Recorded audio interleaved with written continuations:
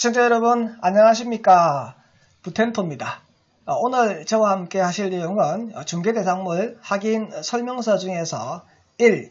개업공인중개사의 기본 확인사항의 3항 토지이용계획 공법상 이용제한 및 거래 규제에 관한 사항 중에서요.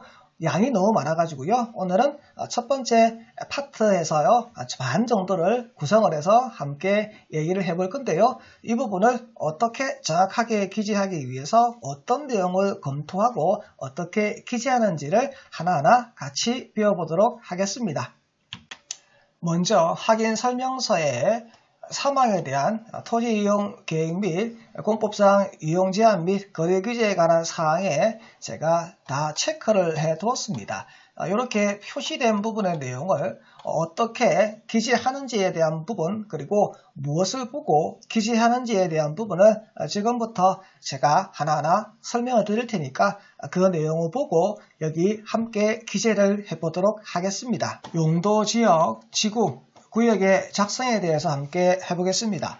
자, 제가 확인 설명서에 나와 있는 내용 중에서 용도, 지역, 지구, 구역을 기재하는 칸을 캡처를 해서 붙여뒀고요. 아래 그림을 보시게 되면 토지 이용 계획 확인서에 나와 있는 내용을 캡처해 뒀습니다. 자, 그러면 여러분들이 먼저 확인 설명서에 지역, 지구를 작성하기 위해서는 중개대상물의 주소를 가지고 토지 이용 계획 확인서를 발급을 받아서 지역, 지구 등의 지정 여부라고 나와 있는 이 칸에 있는 내용을 여러분들이 확인을 하실 텐데요. 상단에 있는 용도, 지역, 지구에 기재하실 때에는 뭘 보고 하는 거냐면 바로 국토의 계획 및 이용에 관한 법률에 따른 지역, 지구에 나와 있는 내용을 여러분들이 기재를 하시면 됩니다. 다만 여기 있는 내용을 따르지 않을 경우가 있는데 지난주에 학습한 내용처럼 의제 규정이 있으면 토지 이용계획 확인서 내용이 아닌 의제 규정을 기재를 하시고 확인 설명을 하셔야 됩니다. 용도 구역과 관계되어 있는 칸이 있는데요. 용도 구역과 관계되어 있는 칸은 아래에 보시게 되면 다른 법령 등에 따른 지역, 지구 등이라고 되어 있는 부분에 보시면 예시에 나와 있는 것처럼 상대보호구역, 절대보호구역, 개발제한구역, 상수원보호구역 이런 구역들이 나와 있는 내용을 보시고 용도 구역 칸에다가 기재를 하시고 확인 설명서를 작성하시고 그 내용을 설명하시면 됩니다. 확인 설명서에 건폐율 상한과 용적률 상한을 기록하는 칸이 있는데 여기에 있는 건폐율, 용적률은 어떤 것을 보고 기재를 하시느냐? 여러분들이 인터넷 내용에 들어가셔서 자치법규 관련 내용을 검색하셔야 되는데 검색하실 이름은 자치법규 정보 시스템이라고 검색하셔서 자치법규에 들어서서 도시계획 조례를 여러분들이 검토해서 건폐율과 용적률 내용을 여기에다가 확인한 것을 기재를 하시는 건데요. 제가 한번 시연을 보여보도록 하겠습니다. 자치법규 정보 시스템이라고 검색을 하십니다. 그러면 인터넷에 이렇게 뜹니다. 그러면 자치법규 정보 시스템을 클릭을 해서 들어갑니다. 그러면 여기 자치법규 검색이라고 있습니다. 자치법규 검색을 누르면 지자체를 선택하라고 되어 있는데요. 제가 한번 선택을 해보겠습니다. 자, 경상남도 창원시에서 이동을 해보도록 하겠습니다.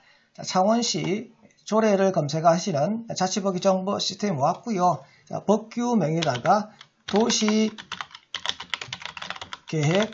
조례라고 해서 제가 검색을 한번 해보도록 하겠습니다. 그러면 검색창에 창원시 도시계획 조례라고 뜹니다. 여러분들이 지자체가 군으로 끝나는 데가 있습니다. 군으로 끝나는 데는 여기에다가 도시계획조례라고 입력하시면 절대 나오지 않습니다. 군으로 끝나는 지자체는 군계획조례라고 입력을 하셔야 됩니다. 그러면 화면을 보시는 것처럼 도시계획조례가 나왔는데요. 도시계획조례 내용을 보시게 되면 건축할 수 있는 행위 이런 얘기가 나오고 쭉 들어가시면 건폐율, 용적률 이런 얘기가 안에 나오게 됩니다. 자, 건폐율, 용적률. 건폐율은 별표 27과 같다. 그리고 용적률 별표 28과 같다. 아래로 쭉 내리면 별표가 붙어 있습니다. 건폐율 별표 27 내용을 우리가 확인을 한번 해보겠습니다. 27 내용을 보니까 건폐율 이렇게 나와 있다. 이종일반 주거지역은 건폐율이 60%고 준주거지역은 70%인데 택지개발에서 지역은 60%입니다. 라고 지금 나와 있습니다. 그리고 용적률 볼까요? 용적률 확인을 해보니까 용적률 이종일반 주거지역 220%입니다. 라는 얘기가 나오고 준주거지역 400%입니다. 얘기가 나옵니다. 여기 있는 내용을 여러분들이 확인을 하시고 어디다 기재를 하시는 거냐면 바로 여기 있는 화면 건폐율 상한과 용적률 상한에 기재를 하시는 것이지 여러분들이 부동산 공법책이라고 해서 공인중개사 시험 공부하시고 여러분들 머릿속에 외우고 있는 건폐율과 용적률의 내용을 기재를 하시게 되시면 확인 설명 의무 위반이 됩니다. 만약 권리취득 의뢰인이 자신이 정확한 목적을 가지고 그 목적을 달성하기 위해서 이 중개 대상물을 거래 계약을 한다라고 사전에 얘기를 했다면 개업공인중개사는 그러한 의뢰인의 목적을 달성할 수 있을지에 대한 부분도 정확하게 체크를 해주셔야 되는데 앞서서 용도지역 지구구역과 관련된 내용 중에서 용도지역 지구에 대한 행위제한의 내용은 지금 보고 계시는 자치법규 정보 시스템에 조례에 나와 있습니다. 화면에 보시면 지역지구의 행위제한이라고 해서 용도지역에서 건축할 수 있는 건축물, 건축할 수 없는 건축물은 따로 별표로 나와 있다. 이 별표는 제일 아랫부분에 가면 있거든요. 그 내용을 보고 제한된 내용에 대해서 설명을 하셔야 되고요. 그리고 용도 지구에 대해서도 건축에 대한 제한이 나와 있으니까 이 내용도 여러분들이 정확하게 체크를 하셔서 의뢰인에게 확인 설명을 하셔야만 정확한 확인 설명을 한 것이 되는 것이고 손해배상 의무에서 벗어날 수 있습니다. 그리고 용도 구역과 관련되어 있는 행위 제한의 내용은 조례에 나와 있는 게 아니고요. 개별 법상에 별도의 행위 제한이 있으니까 그 개별 법률상의 행위 제한을 정확하게 확인을 하시고 그 내용을 가지고 중개 의뢰인에게 즉 권리를 취득하시는 의뢰인에게 설명을 하셔야만 손해배상에서 벗어날 수 있습니다. 그리고 사망에 나와 있는 토지이용계획 및 공법상 이용제한 및 거래 규제에 관한 사항은 임대차 계약을 할 때는 확인 설명하지 않아도 된다라고 되어 있다 보니까 임대차 계약을 하시면서 이 내용을 안 하시는 공인중개사들이 상당히 많으신데 꼭 집어야 될 경우가 있습니다. 어떤 경우냐면 임차인이 정확하게 본인이 뭘 하겠다라고 목적을 얘기를 했습니다. 그러면 그 임차인이 그 목적을 달성할 수 있을지 없을지에 대한 부분에 대해서 개업공인중개사가 정확하게 짚어줘야 되는데 그게 어떤 사항이냐면 바로 이용제한의 사항입니다. 임차인이 나는 어떤 영업을 하기 위해서 이러한 물건을 구해 주십시오라고 개업공인중개사에게 얘기를 했다면 그 개업공인중개사는 그러한 영업이 가능한지 불가능한지에 대해서 개별 법률상의 내용을 검토하시고 이러한 제한이 있다 없다를 얘기를 하셔야 되는 겁니다. 그러면 앞서 보셨던 우리 교육환경보호에 관한 법률에 관련되어서 보호구역이라고 해서 책한 내용이 생각나실 겁니다. 화면에 보시면 절대상대 보호구역으로 되어 있더라. 여기 임차인이 와서 하고 싶은 영업이 PC방을 하고 싶어요 라고 얘기를 했습니다. 인터넷 게임 시설 제공업을 하겠습니다 라고 얘기를 했으면 그게 가능한지 불가능한지를 검토하셔야 되는데 대부분 여기에서는 불가능한 것으로 되어 있다 보니까 그러한 물건을 중개하시면서 이러한 내용을 설명하지 않았다면 100% 개업공인중개사의 과실에 의한 것이기 때문에 손해배상을 당할 수밖에 없는 부분이 생깁니다. 그래서 임대차 계약은 무조건 생략하시는 거 아닙니다. 임차인이 정확하게 하고자 하는 목적을 얘기를 했다면 이용제한의 사항은 꼭 확인하셔서 여기 기재해 주시는 것이 개업공인중개사의 손해배상에서 벗어날 수 있는 정확한 자기 방어라는 것을 알고 여기 꼭 기재를 해주시기 바랍니다. 하나의 대지에 둘 이상의 용도지역, 지구구역이 걸치게 되면 앞부분에 보셨던 건폐율, 용적률을 적용하는 방법이 틀리다고 국토의 계획 및 이용에 관한 법률 제84조에서 얘기를 하고 있습니다. 일단 용어에 보면 용도지역 등이라고 되어 있는데요. 용도지역 등은 바로 지역, 지구, 구역을 통틀어서 얘기하는 부분입니다. 가장 작은 부분의 규모가 대통령령으로 정하는 규모 이하인 경우라고 되어 있는데요. 그림을 그리면 이런 겁니다. 용도지역 지구 구역의 선이 이렇게 지나가는 거예요. 그래서 여기 A 부분, 여기 B 부분, 이 토지는 하나의 필지입니다. A 부분의 면적이 만약에 300제곱미터이고 B 부분의 면적이 400제곱미터입니다. 그러면 작은 부분의 면적이 정하는 규모 이하, 이 정하는 규모가 바로 아랫부분에 보시면 330제곱미터 이하이게 되면 건폐율 용적률을 계산할 때 어떻게 한다? A, B 둘을 가중평균해서 건폐율 용적률을 적용하라고 지금 되어 있습니다. 자, 가중평균하는 건폐율 용적률의 산식은 내용을 보시면 상당히 어렵게 되어 있는데 실제 이 내용은 아주 간단한 산식이니까 어려워하실 필요는 없습니다. 용도 지역별 건폐율 및 용적률은 가중평균한 것을 적용을 하고 건축 제한에 관해서는 가장 넓은 면적이 속하는 용도 지역에 관한 규정을 적용하십시오. 자, 이 토지에 대한 행위 제한을 적용하는 데 있어서는 행위 제한은 가장 넓은 토지니까 바로 B에 있는 토지의 행위 제한을 적용할 것이고 건폐율 용적률에 대해서는 둘을 가중 평균한 내용을 적용하라고 지금 되어 있습니다. 그리고 도로변에 띠 모양으로 상업지역이 걸쳐 있다면 그 상업지역의 작은 규모의 면적은 330이 아니고 660이라고 얘기를 하는 것이죠. 바로 A 부분의 이 면적이 660제곱미터 이하일 경우에는 가중평균한 건폐율과 용적률을 적용할 것이다.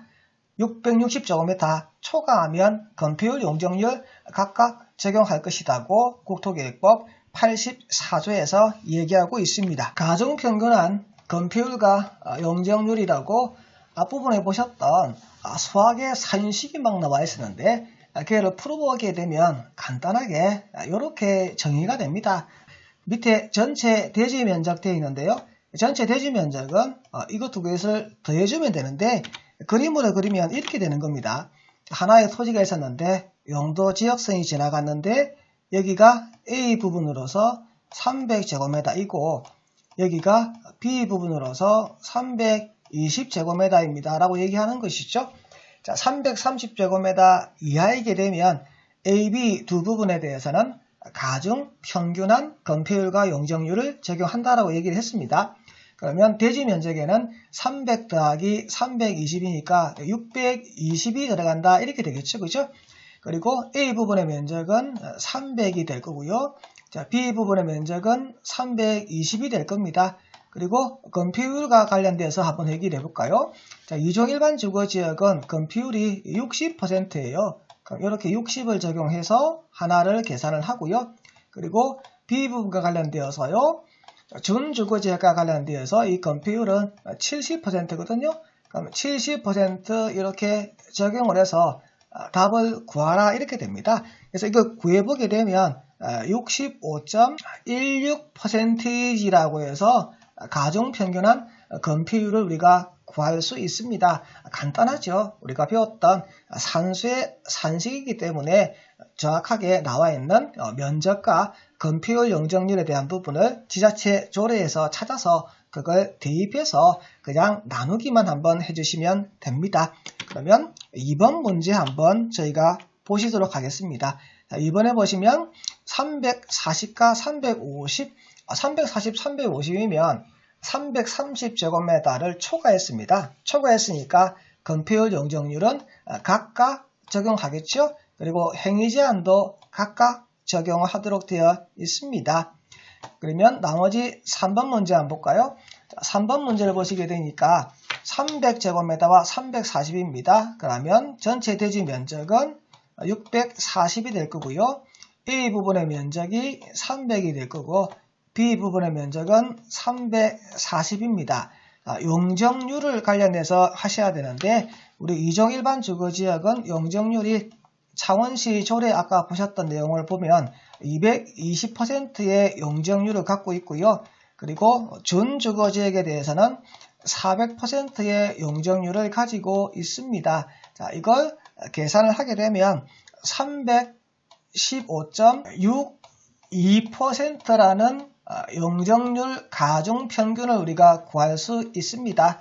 그래서 1번 문제에서는 건폐율에 대한 가중평균, 3번 문제에 대해서는 용적률에 대한 가중평균을 한번 구해 보셨고요.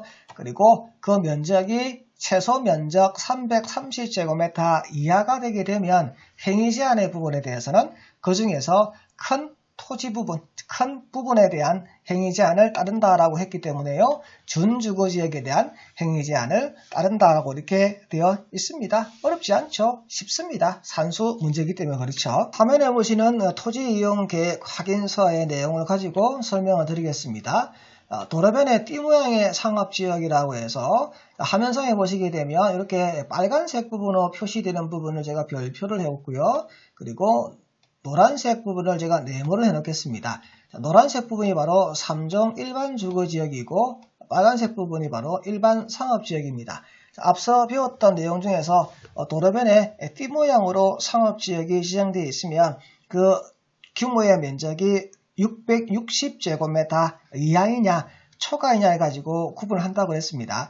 이 그림상에 보시게 되면 빨간 부분이 노란 부분보다 훨씬 면적이 큽니다. 근데 정확한 판단의 기준은 660 초과냐 이하냐에 따라서 달라지는 것이죠. 자, 빨간 부분의 상업지역이 660제곱미터 이하입니다 라고 하게 되면 옆에 있는 노란색 부분의 3종 일반 주거지역과 함께 건폐율 용적률을 계산하실 때에는 가중 평균한 것을 적용하셔야 되고요. 행위 제한 부분은 당연히 지금 노란색 부분보다 빨간색 부분이 커 보이니까 행위 제한은 일반 상업지역의 행위 제한을 따르도록 한다는 내용을 앞에서 배운 부분을 그대로 응용하실 수 있을 것입니다. 그러면 노란 부분과 빨간 부분의 정확한 면적을 측정을 해봐야 되는데 도면상에는 지금 정확한 면적이 나와 있지 않습니다. 그럼 여러분들이 확인하는 방법은 일단 관공서에 토지이용계획 확인서 발급과 관련되어 있는 부서에 전화를 하셔서 요 용도 지역별로 면적을 확인을 하셔서 가중평균할 것인지 행위 제한을 어떻게 적용할 것인지 확인하시고 확인설명서에다가 그러한 내용을 기재를 하시는 것이 가장 완벽한 확인 설명이라고 얘기를 할 수 있습니다. 오늘은 중개대상물 확인설명서에서 3항에 나와 있는 토지이용계획과 공법상 이용제한 및 거래 규제에 관한 사항 중에서 첫 번째 부분 원파트 부분을 봤습니다. 구독과 좋아요 부탁드립니다. 시청자 여러분 감사합니다.